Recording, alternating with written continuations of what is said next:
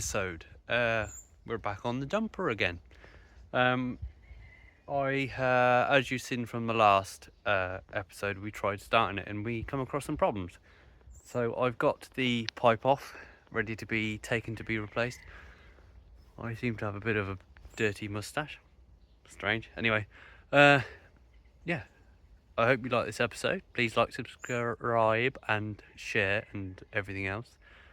And I'll show you what I found. As you can see, I've taken, I can get my finger to work that way, look there, taken the control panel off the dumper, so I'll show you what I've found.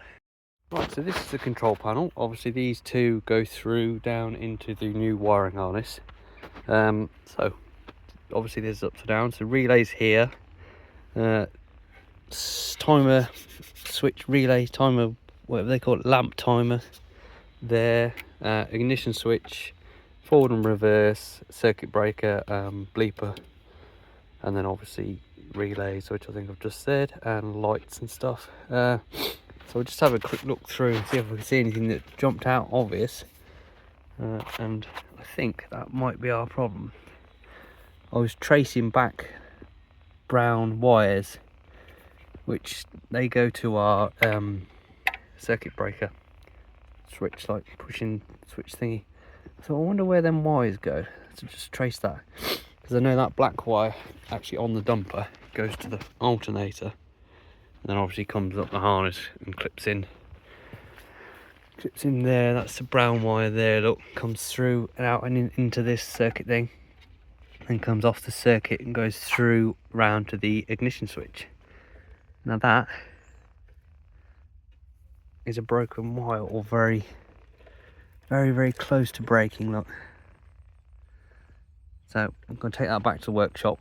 I'm going to repair that, just go through all the connections, clean it all up, spray it all up, and make sure everything's okay. But I would say that is our problem of why that keeps why it keeps tripping. And then I can also go through all this harness and everything and make sure we haven't got anything else the same problem. Yeah. So I'm going to pack all my tools up because it is 2:45 and I've had enough today. So I'm going to pack up and I'll head back to the workshop and we'll go through this thing. Right, so onto the cluster panel now. I've just got the die grinder out. And I just thought I'd just get all the mounted plastic off from around the horn button, so that now presses in and out. So we'll get the multimeter on it and see if it works.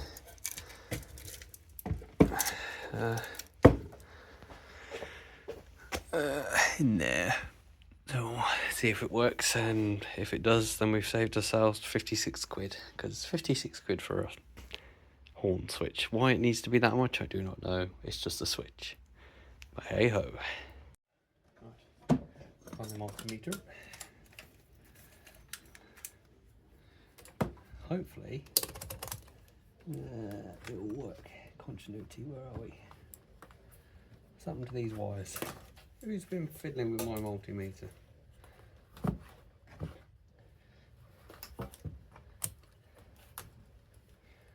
Test.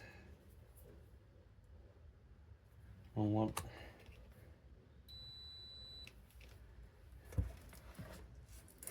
Oh, it's all plastic coated, isn't it? How am I meant to test that then?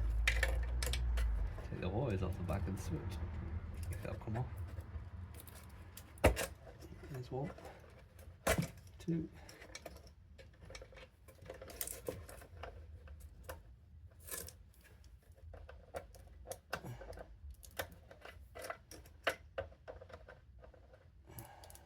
Right.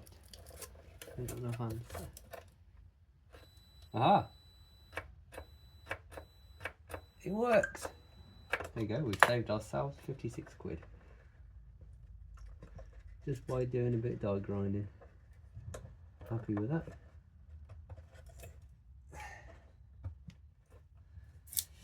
Right, so our next project then inside here is to, and we know the timer relay works because the glow plugs come on and off. We know the breaker works because that keeps going off.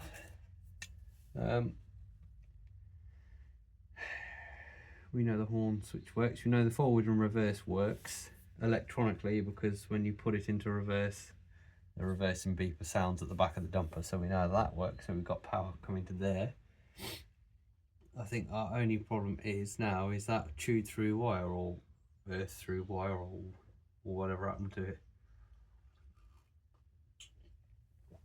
And I think that is why we keep tripping the breaker, because that wire comes through the breaker and goes through the alternator.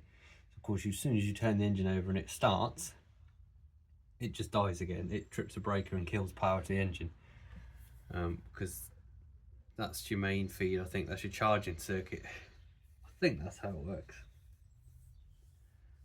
It's your main charging circuit that comes through the ignition and then back to the battery. I think that's the only thing. I think that's how it works. So we'll snip that off, we'll cut it, join it, get that back together. Want to get this box painted as well before it goes, get it all cleaned up and painted. What else we got to do? What else we gonna do? Yeah, I think that's what we're gonna do. Clean up, paint it. I'm gonna order a new sticker for it. I don't know why we haven't got a battery light when we put the ignition on. We've got to put power to that and see if that works, or see if we've got a problem somewhere. And I'll wait for the new alternator, wait for the new hour meter to turn up. But in the meantime, we'll get this wire repaired. So,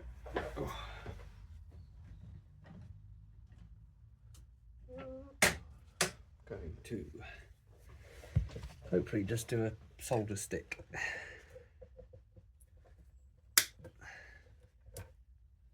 Fingers crossed.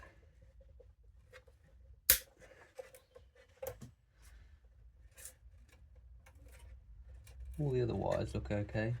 None of the other wires are chafed through, just this one. If I can get this one to come out individually.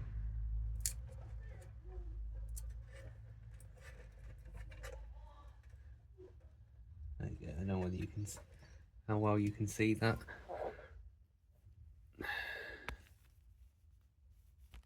Oh, wrong way. There you go. See how chewed through that is.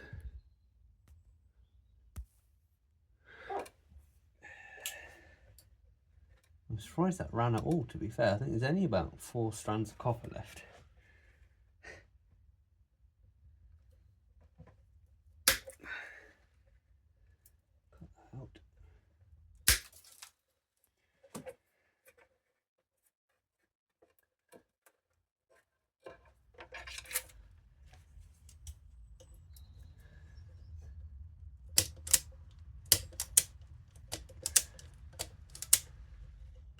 Need a new set of wire strippers.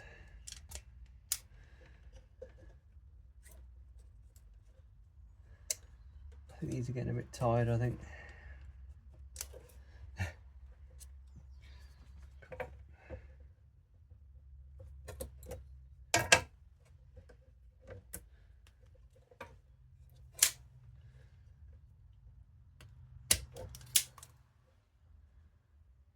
Not stripping very well at all, is it?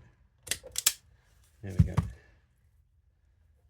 So that's decent, clean copper.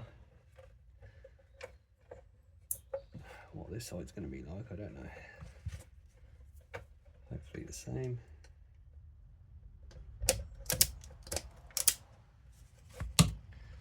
Yep, nice clean copper.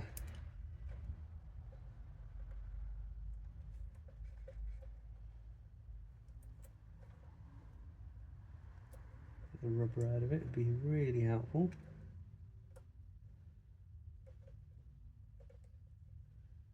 I've taken a couple of strands with me.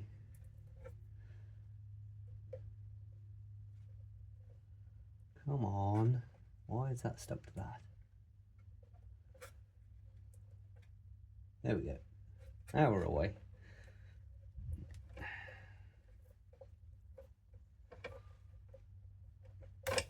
Right. Got enough there to join the two together. Grab a solder stick.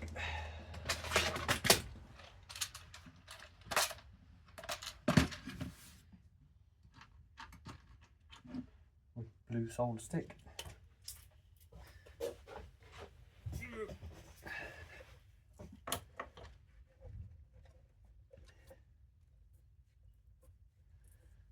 Untwist them.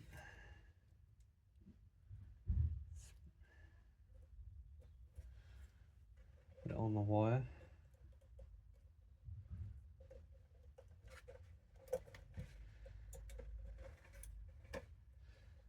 Same again with this one. Untwist. Spread. Put together. Out. Don't stab yourself with the copper wire.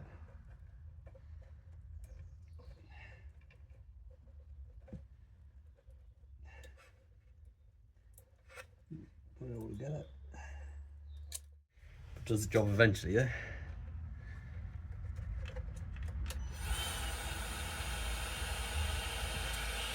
I'm sitting having a cup of tea while it's doing it.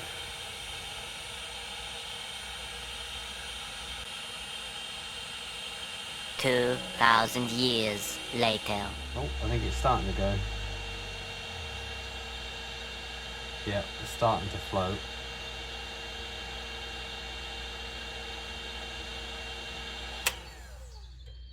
There we go. Just clean the screen off a bit more. So the dumper's done 1,242 hours. So it hasn't done a lot in its life, has it? Before it caught fire. I am well happy with that, because I'd got a machine that had got no idea how many hours it'd done. It could have done 8,000 hours for all I knew. So 1,242 hours on the dot. I am well happy with that. I just thought I'd just clear the screen off with the die grinder. I mean, it's got two chances, hadn't it? I mean, who'd have thought that'd ever work again? The state of it. I'm happy with that. Right, good morning. We are back again. After you've seen that little bit of video, it was either on this video or on a previous video, but we repaired the little dash console for this dumper because it was tripping out every 5 seconds, or as soon as we got the engine to fire, it sort of tripped out. We found it to be a damaged wire in the control panel for the alternator, so I've repaired that.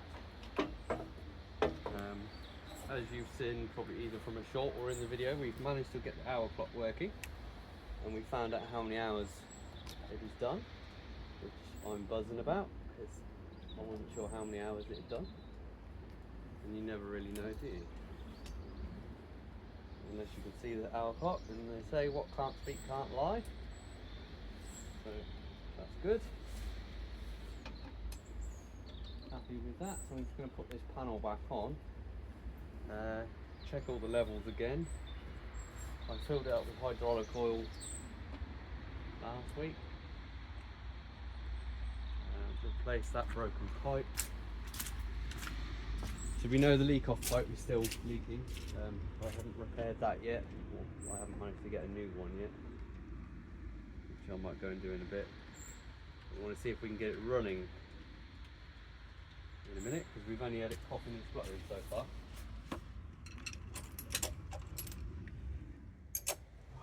Connect this back up then.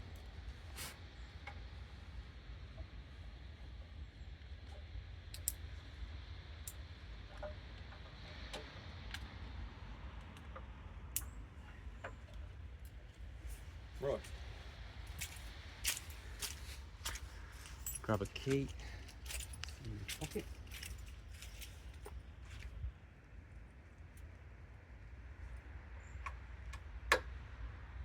Nothing's gone pop. Oil levels, coolant's okay. Oil levels fine.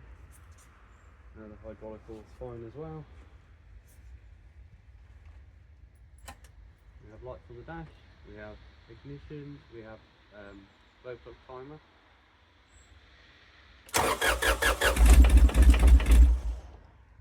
Ooh. again. Oh, that's a shame. I thought that was going to be that wire.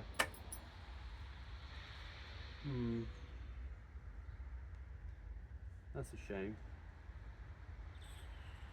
Thought we were on to a winner then. Got no lights at all.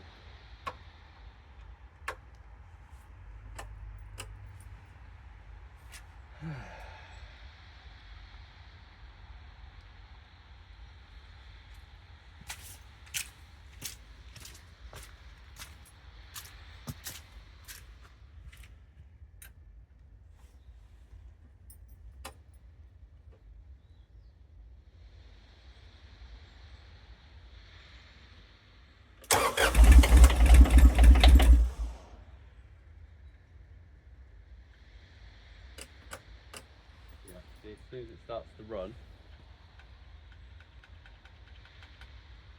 it kills the power for some strange reason.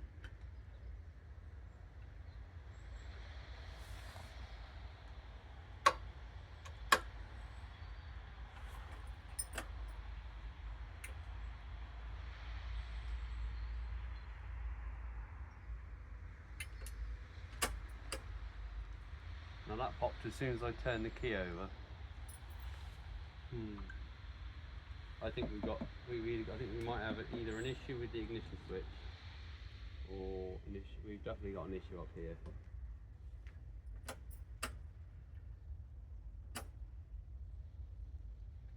We might even have an issue with that breaker, to be fair.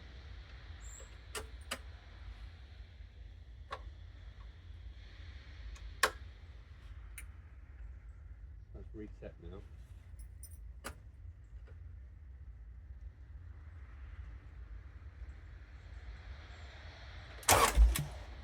No, it's just gone again. That's really annoying. Right, further investigation needed. Well, the only other thing it could be is on this wiring harness I've got an extra plug for what I think is a throttle position sensor, and that obviously this machine's an older one, so we haven't got a throttle position sensor, so whether that's causing a problem, I'm not sure. That's a bit of a pain.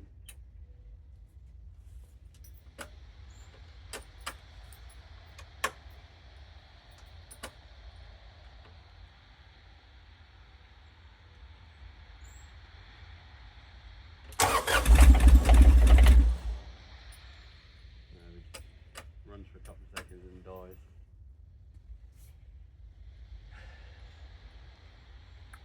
Okay, further investigation needed. Right, so I've taken that control panel back off. I'm going to take it to the workshop and test the relays. We haven't really made much progress. We've sort of made a bit of progress and haven't made a bit of progress.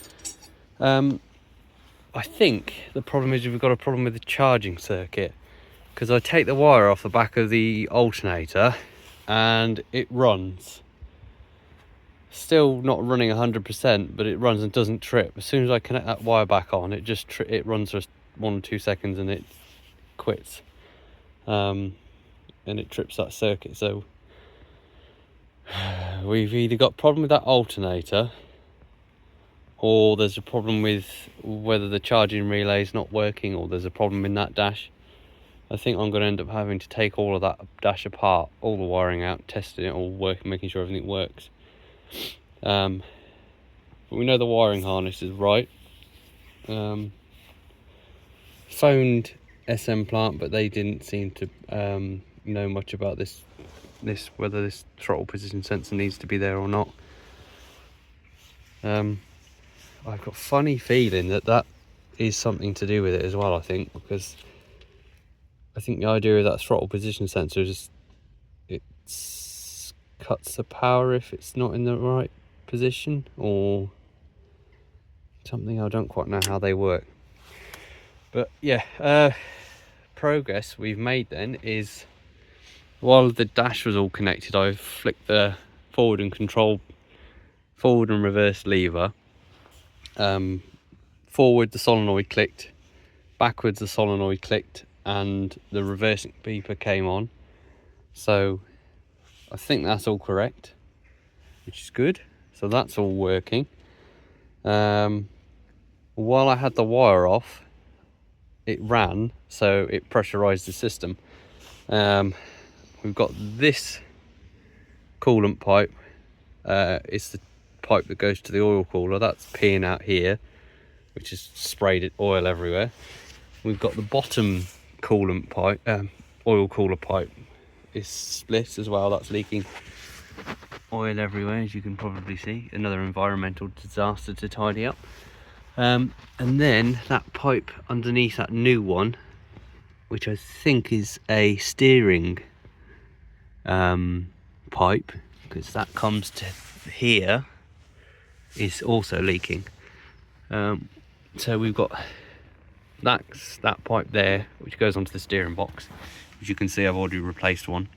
That goes to the bottom of the oil cooler, so that needs replacing. And then that one there is also a steering pipe, which is gone. And I would imagine that the other steering pipe is gone. So I think I might as well just replace all three of them pipes there. And then that's the steering system that's the steering system all done. I think then, I don't know whether that's all of the manky pipes down there done. I suppose we'll know more when we start to move it around, won't we? Because it's pressurized. Obviously I don't know whether any of these leaking, because I haven't had it long enough to actually check whether the tipping gear works. I can't check whether it goes forward and reverse because it won't run for long enough, nor have we got any back tyres at the moment. So yeah, charging circuit problem, which I think is affecting the running. Well, it is, because it's killing the engine. Got leak off pipe to replace because that's leaking, and then oil pipes to replace. Obviously I can't do too much testing and trying with it peeing out oil everywhere, so the first job is to get these pipes replaced. So yeah, we'll get them done. We'll get them off and go and get them replaced.